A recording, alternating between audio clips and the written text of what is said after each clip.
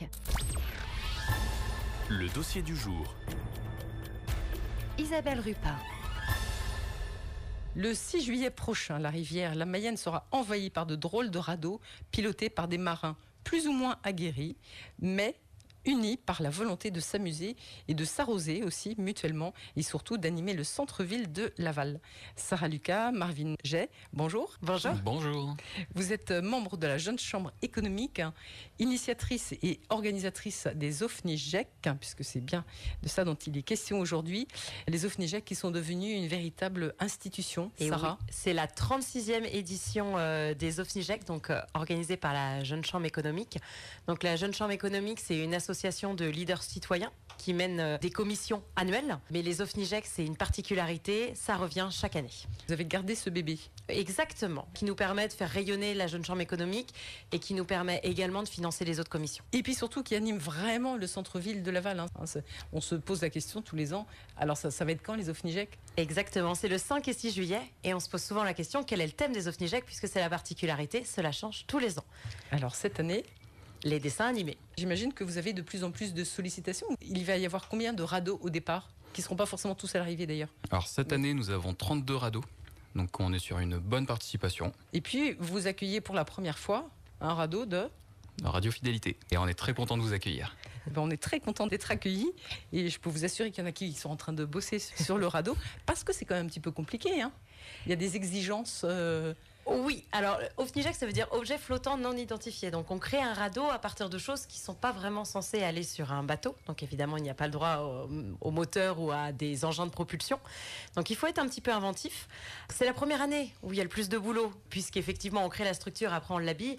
Après, on sait que Radio Fidélité s'engage pour de nombreuses années, mais on a effectivement des entreprises qui le font tous les ans depuis très très très longtemps et qui changent leur radeau tous les ans en fonction du thème. Voilà, c'est ça, oui, c'est ce que j'allais vous demander. Il y a des partenaires historiques. Tout à fait, et on en a qui reviennent, il y en a qui s'arrêtent quelques années, mais globalement, on a un noyau dur qui revient chaque année. Et est-ce que vous êtes obligé de refuser du monde ? Parce qu'il y a un moment où il ne faut pas qu'il y ait trop de monde non plus ? Non, en fait, nous, on refuse personne. Tous ceux qui veulent participer sont les bienvenus. Et d'ailleurs, vous avez encore jusqu'au 20 pour vous inscrire. Pour les repas. Pour les repas. Oui, parce que je disais, là, ça fait très court quand même pour construire les radeaux. Mais pour participer au moins à la fête et à l'événement. Et c'est bien noté, parce que le déroulement du week-end, en fait, la phase visible peut-être, c'est l'arrivée du côté du Pont Neuf à Laval, le dimanche en milieu d'après-midi. Mais en fait, ça commence dès le samedi matin. Exactement, et les Lavallois auront l'opportunité de voir les radeaux dès le samedi matin, puisqu'il y a un défilé des radeaux qui est organisé dans le centre-ville. Donc on part du quartier Ferrier, on traverse les rues du centre pour finir à côté de l'halte fluviale, le 11-22. Donc ça permet de voir tous les radeaux sur leurs remorques.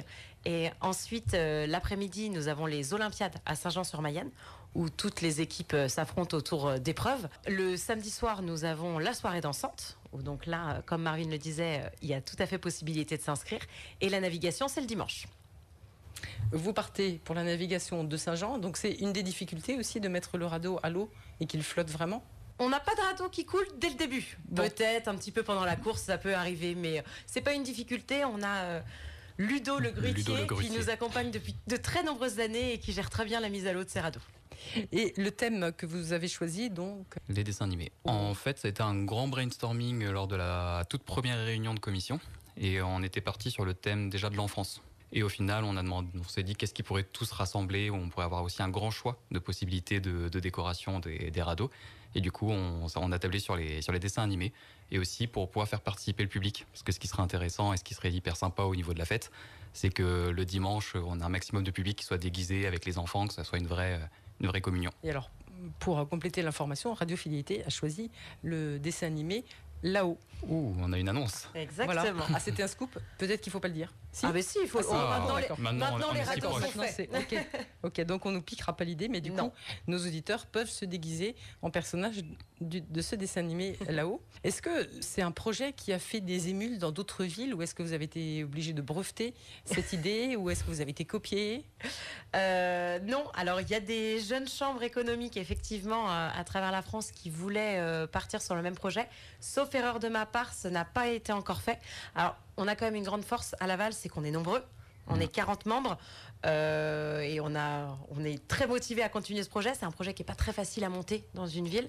Je ne crois pas qu'il y ait de petits nouveaux. J'espère ne pas dire de bêtises. Je crois pas non plus. Après, ce qui est un peu la particularité, c'est que ce sont les nouveaux membres de la Jeune Chambre qui intègrent la commission OFNIGEC, donc du coup qui est historique. C'est un passage C'est obligatoire. un passage obligatoire pour pouvoir apprendre justement comment on gère un projet au sein de la Jeune Chambre. Et du coup, on a toujours un ancien membre qui a fait la commission l'année précédente, qui en devient le directeur ou la directrice. Donc là, c'est Sarah en l'occurrence. C'est notre épreuve de bizutage à nous. Et vous vouliez rajouter quelque chose, Oui, Sarah? je voulais juste rajouter qu'il y avait 4 prix qui étaient distribués durant ce week-end. Donc le premier prix, c'est le prix de la convivialité. Ensuite, il y a le prix des Olympiades. Il y a le prix de la course et le prix du plus beau radeau. Donc 4 prix avec des lots à la clé. Alors, je pense que ça nous met encore un petit peu plus la pression. Exactement. Et nos jeunes qui s'attellent sous la houlette de Bénédicte Burgot vont encore rivaliser d'imagination. Merci beaucoup, Sarah Lucas et Marvin Jay, de cette invitation que vous nous faites à vivre ces week-ends des 5 et 6 juillet au rythme de la rivière Exactement. Et sous le soleil. et sous le soleil grâce aux OFNIGEC. Merci. Merci beaucoup. Merci.